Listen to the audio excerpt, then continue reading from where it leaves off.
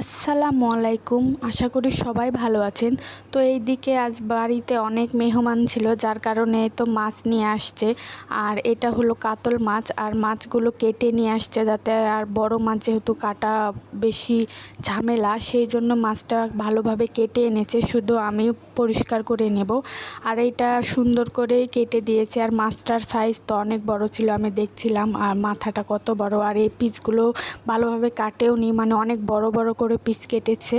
তো যাই হোক, আমি পরে এইগুলো পিস পিস করে ভালোভাবে কাটবো। আর এই দিকে সব মাছ পরিষ্কার করে আমি রান্না করব। তো আমি দেখছিলাম মাছগুলো কত মোটা মোটা করে রেখে দিয়েছে কেটে। যাই হোক, যেহেতু কেটে এনেছে আর কি করার। তো এই তো মাছ, আর অনেক দেরি হয়ে যাচ্ছিল রান্নার, তো আমি তাড়াহুড়া করে এই মাছগুলো ভালোভাবে পরিষ্কার করে নিয়েছিলাম। আর এইগুলোর শেষে আমি তো মশলা কষাতে দিয়ে দিয়েছি। আজকে মাছের তেল আর মাথা দিয়ে আলু বেগুনের একটা চচ্চড়ি রান্না করব, যেটা খেতে অনেক মজা লাগে। আর সব মশলা ভালোভাবে কষিয়ে নিয়েছি, আর মাছের তেলটা আমি আগেই দিয়ে দিয়েছি যাতে এটা ভালোভাবে ভাজা হয়ে যাক, আর কষানোটাও ভালোভাবে যেন হয়। আর এইদিকে ভালোভাবে কষানোর পরে আমি মাছের মাথাটা ভালোভাবে ভেজে নিয়েছি। যেহেতু অনেক বড় মাছ, সেই জন্য একটু গন্ধও লাগবে না ভেজে রান্না করলে। আর আমরা প্রতিটা মাছই ভেজে রান্না করি, না হলে তাইবের আব্বু খেতে চাই না, তার ভাজা মাছই অনেক পছন্দ। যার কারণে আমি মাছটা ভালোভাবে ভেজেই রান্না করছি। আর মশলার কালারটা কি সুন্দর আসছে।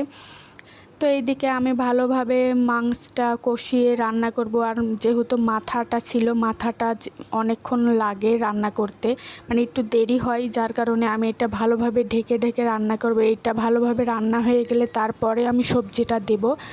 আর এই তো আমার মাছ কষানো প্রায় হয়ে আসছে।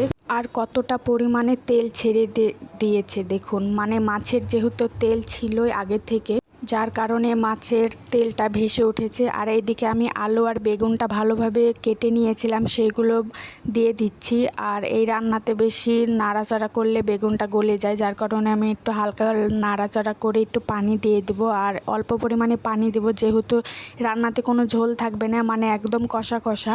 তো এই তো আমার রান্নাটা প্রায় কমপ্লিট। আর একদিকে আমি মাছের ভুনা করব। বড় মাছের ভুনা খেতে কিন্তু অনেক মজা লাগে।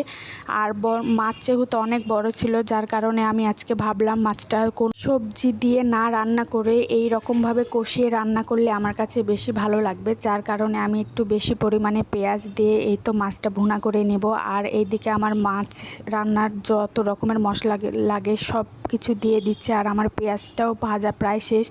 আর আমি যে কোনো ভুনাতে এই রকম আগে পেঁয়াজের সাথে শুকনা মরিচের গুঁড়াটা দিই, যাতে ঝোলটা অনেক লাল লাল আসে আর দেখতে অনেক সুন্দর লাগে। তো এইদিকে আমি একটু পানি দিয়ে দিয়েছিলাম, না হলে পুড়ে যেত।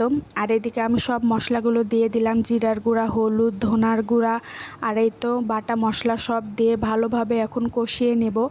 এই তো আমার কষানো প্রায় শেষ। আর যে কোনো ভুনার তরকারিতে মশলাটা যত ভালোভাবে কষানো যাবে, তরকারিটা কিন্তু তত পরিমাণেই স্বাদ হয়।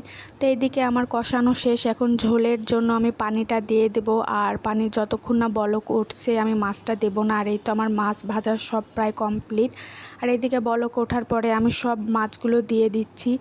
আর যেহেতু বড় মাছ বাচ্চারাও খেতে অনেক পছন্দ করে, তার জন্য আজকে কোনো সবজি দিইনি। আর এই তো আমার মাছ রান্না প্রায় কমপ্লিট। আর এই দিকে মাছের তেল দিয়ে যে চচ্চড়িটা রান্না করেছিলাম সেটাও প্রায় কমপ্লিট। আর এইদিকে আজকে এই তো ভাত কী রান্না করেছি সেইটা, আর এই তো মাছের চচ্চড়ি মানে তেল দিয়ে।